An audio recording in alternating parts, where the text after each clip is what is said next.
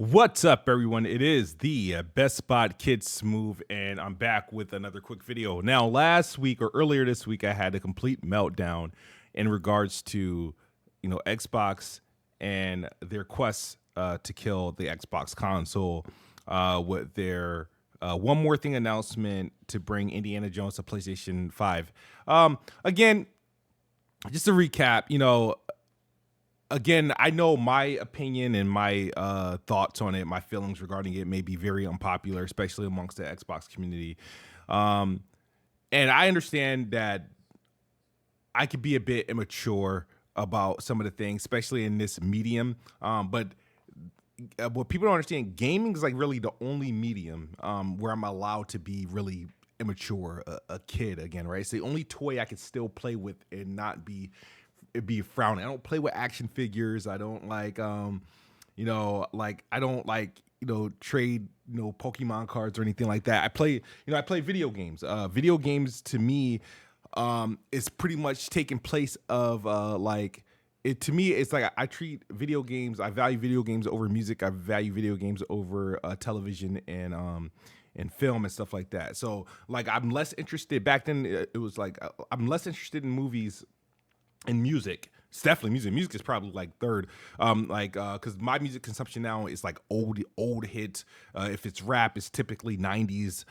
If it's like, pop and R&B is 80s and stuff like that. I don't really today's music. I don't, consume. If I'm consuming anything from today, it's from local artists or me. Or a completely different genre. But as far as video games, man, it's like the only medium where I can be like really like a kid, and I can also enjoy with my kids. And this tribalism thing about the content, it's tribalism. If tribalism or is appropriate anywhere, it's in gaming. I personally don't like the way it's headed, and I think that's more so with age. Things are changing. But what I want to say is like I wasn't, it's not that I'm mad that Indiana Jones is going to PlayStation. We kind of all thought that to begin with. We thought it was going to be something like I said, it didn't become the thought of exclusivity didn't happen until the FTC case. And with the I think I'm more so bothered is that Xbox used pretty much a grand stage to announce like, hey, this is going to be the biggest announcement of the night, is that we're bringing our exclusive that we haven't brought out on Xbox yet to PlayStation. We want them to know right away. We want them right now before we can actually enjoy the game. We want to let everybody know it's going to PlayStation. It's like I feel like it's Xbox value the PlayStation platform and its customers over its Xbox customers, and I think that's what really bothered me about it. It's like I don't care that it's going to PlayStation, honestly. And I already said this a couple of times. I don't really care that it's going to PlayStation at some point. But it's like, at some point, though, you have to show me that you're still in it for like the console users. You got to give us something of value. Let us like, okay, I'm happy to be claiming on, Xbox because, I'm getting these games, I'm getting it on Game Pass. This is unique to the platform. I'm happy to continue to invest in this platform. But I just think it doesn't make Xbox look good in in the light. It's like I feel like use Indiana Jones to sell your console, use it to sell your platform, use it to sell Game Pass. Indiana Jones will get a second win when it comes to PlayStation, and I feel like divert once you're done with Xbox, once it's released on Xbox and whatnot, you can then re-up the marketing again for when you put it on PlayStation. I feel like that's more appropriate. I feel like Microsoft, their gaming division, does not study Nintendo and PlayStation very well. When I was going to school for like marketing and business, it's like you studied the industry, you studied the marketplace, you studied what your competitors were doing, you studied what you do, and you study what your competitors are doing, and you kind of move from there. Like, okay, and the thing is, there's things that PlayStation, anything that Microsoft does in terms of the console gaming space, PlayStation actually does better. And I'm not saying that they do it better, like, oh, they provide like better services. It's just more so of their handling, their marketing, and getting the most out of their customers and making their customers feel valued before they start porting games to the PlayStation. It's like there are games that are delayed on PC that get a delayed release on PC. They get a second one because they get that, like, okay, we're focusing on our console first. That's where it's there, and then we'll announce it on PC or whatever, some later date. And I think PlayStation and Nintendo, or PlayStation most importantly, does that very, very well. And Xbox doesn't understand the zeitgeist, and I don't think they really understand why PlayStation is so popular. And I really don't want them to give up on the platform. So I just really get frustrated on that, because I feel like what they're doing could lead to like a slow, in this case, the Xbox moves kind of quickly, actually, a quick, death of the Xbox brand as a platform, or a physical platform. So Phil Spencer has an interview. And he comments like things are changing in there, but he tried to go back and pivot damage control, some of the things he said, go back and play on words for some of the things he said. So to my understanding is, and this is pretty much how I gotta look at it as an Xbox fan, and you guys as an Xbox fan, if you are, why are you an Xbox fan? Are you just a fan of gaming, or are you a fan of the Xbox platform? Because pretty much how I see it is, for console fans, you got to pretty much determine, does exclusive games matter to me, or did your fandom go from Xbox to Xbox exclusive to just generally Game Pass? Because just give you guys a heads up, Game Pass can actually exist without an Xbox console. That's the worst case scenario, but that can happen. If Game Pass blew up in a way that they thought they would blow up, like meaning, and if cloud streaming was at its peak, and this Game Pass could live on like Switch and PlayStation, the Xbox would have gone away a long time ago.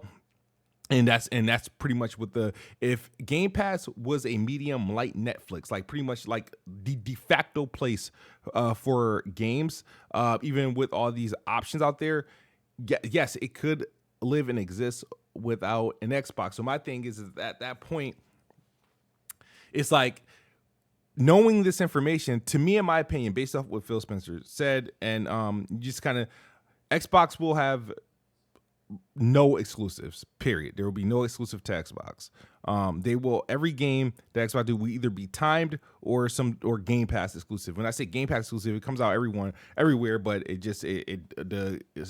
goes to Game Pass. And I don't feel any game is safe. And you as an Xbox fan gotta determine, is that important to you? Is it important to you that the idea of, Fable, which is coming out, which is a Microsoft Xbox original Xbox IP, could potentially go to PlayStation at some point? That Halo, Gears of War, Forza, all these brands, these IPs that are synonymous with Xbox. I'm not going to count any of Bethesda IPs or Activision's IPs. Those it's whatever. I'm not expecting any of those games to be exclusive to Xbox anymore, or to be exclusive to the Xbox ecosystem. But just knowing that, does that matter to you? I will say personally, it should not matter to me, because I have an Xbox, I have a PC. I'm invested in the Xbox. No matter, I'm going to continue to buy Xbox, or I'm going to continue to play on Xbox on PC or whatever is out there that is running these Xbox or Windows games. Personally, it shouldn't matter to me, because I always have I have a place to play them. But in terms of Xbox, does Xbox care to sell another console? I do think it will have that impact, and I feel like the perception, this warrior, this tribalism sort of perception, and every time they do these stupid things where they kind of do this drip feed or let these rumors swirl about their next biggest game that could potentially be a hit for Xbox, be going to PlayStation, is that it screws up their chances of selling consoles, and it becomes a problem if this only be the crazy thing is that this is only a problem because PlayStation is status quo. They're not going to make the changes to port games to Xbox. And neither is Nintendo. They're not going to do that. And this is what makes it a problem, is PlayStation is going to continue to sign exclusive deals. They probably don't need to now. They probably shouldn't. If I'm PlayStation, I'm looking at my checkbook and stuff like that, and knowing Xbox is screwing themselves and giving us their games, I don't really need to sign games. You don't if PlayStation if you think about it, PlayStation doesn't need to sign on games anymore because they're not their platform isn't missing out on anything. So you got so PlayStation doing what they do, sign on exclusive, timed exclusive, full exclusive. So they become the de facto because they by default will have more games than they have any game coming to Xbox, right? By Xbox. Nintendo becomes it's still the de facto because they do nothing but full blown core exclusive. That's what they got. And then you got the third party reaction, the market shift.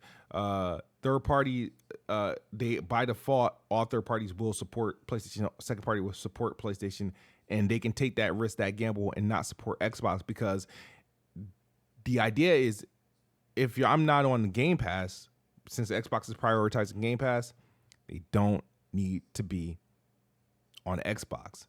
And that's a scary thought. And that's more so really the scary thought because in actuality, by Xbox buying publishers and having Game Pass, they're actually going to lose out on, a lot of games, and it's going to be isolated to games that they produce, and that's very, very scary. Which turns into a situation where they actually would need to buy more publishers to feed Game Pass because if you run out of customers to make Game Pass deals with, then that's going to impact the content that goes in. So that will force them to really buy another publisher, a publisher that put out games consistently to feed that beast. It's actually scary when you start to think about it. And the crazy thing is, knowing all that, I still like Game Pass. I still want Game Pass because it's helped me financially over the years for game consumption. It does open up my wallet to buy games that aren't on Game Pass that I'm willing to try because I didn't spend all those games on the games I would typically buy. So my thought is, I'm not raging in this video. I'm not crying or whining. I mean, I still have a negative thought of it. I'm not happy about it. Still would like to discuss this with other Xbox fans for sure. Not happy about it at all in the slightest, but it is what it is. The one positive thing I would say about this for Xbox from a perception standpoint, their games can potentially now have that zeitgeist moment, like that moment that like an Elden Ring has, or that a God of War has, or that a big game from Capcom has, where if that right game comes that's anticipated and with everybody now having access to it by a Game Pass, PlayStation, PC, it should by default lead to more sales, and they should have more opportunities of having a top seller or MPD seller, or even in this case having more Game of the Year nominations now that more people will be willingly a part of the conversation playing on their platform. And I think that overall is good. But we'll see. The other thing I wanted to talk about in this lengthy video, it won't be too long. I know like you guys don't watch videos past 5 minutes. And this probably should have been a separate video, but I don't think I could talk for 10 minutes about how disappointed I am that Obsidian is targeting 30 frames per second for Avowed on the Xbox Series X. The game looks good. I'm looking forward to it, but damn, that makes me want to cry.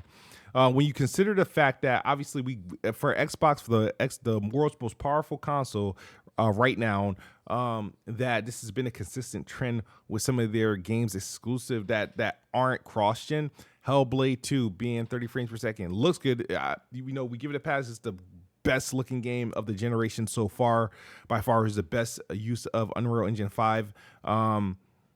Starfield, we gave a pass for because of what essentially the scope and what they were trying to do. But even with that, they managed to, shortly after patch in 60 FPS, and Starfield is such a beast right now. I'm currently playing Star Wars Outlaws. I can say it. I can't share any details about it, but when I'm done with that, I'm going back into Starfield. They got the rover in the game, 60 FPS. Shattered Dreams come out September 30th. I'm gonna get lost in that again. Avowed though, again, this 30 FPS problem that Xbox has. You think about Redfall. Redfall again had no business being 30 frames. I think that's what screwed it up for everyone because that's an Unreal Engine 4 game. It was an ugly game. Did nothing impressive. Did nothing next gen. Was not pretty. it wasn't pushing any technical boundaries. So it's like, what's going on? Avowed recently got delayed to February 2025, and you would think if the game was pretty much done, they were saying done. They was like, Microsoft says we're moving this game for the backlog, so because we got too many games launching. Okay, use those 3 months to make it 60 up, the patch in a performance mode, please. It's wait a minute, think about this right now. It's August right now that we're learning. They said in August at Gamescom they're targeting 30 FPS. I hope the negative reaction, maybe I do need to do a 15-minute rant video, because between August and January of next year, dude, put in a performance mode, unlock FPS mode. I would like, if Avowed is one of my most anticipated games, it would have been my most anticipated game this year, but it got delayed. It's now probably like my second most anticipated game of next year, because Fable will be my most anticipated game of next year. Use that time to make this game 60 FPS. I would hate to have to. I don't want to play this game on PC, but I don't want to have to play this game on PC. Because I really do. But if I have to, I have to. I might have to sell this this rig I got now and just buy a new one. I need like a PC, a really, really good build. Because if I'm really gonna dive into PC, I don't want to have to tinker with things. I don't like tinkering with settings to a degree outside of performance mode and quality mode. That's all I'm doing, right? But yeah, that's how I feel about Xbox. That's how I feel about their new multi-platform strategy. Xbox is now my second or my first favorite third party. I like Ubisoft a lot. Obviously, I like Xbox. EA is cool. But let me know your thoughts in a video. I probably should prep a video for Avowed, because now that I think about it, that 30 FPS is kind of hurting my feelings, man. They got 6 months. They should be able to do that. All right, guys, that's the video, man. Hit the like button, hit the subscribe button. I'll talk to you guys later. Peace.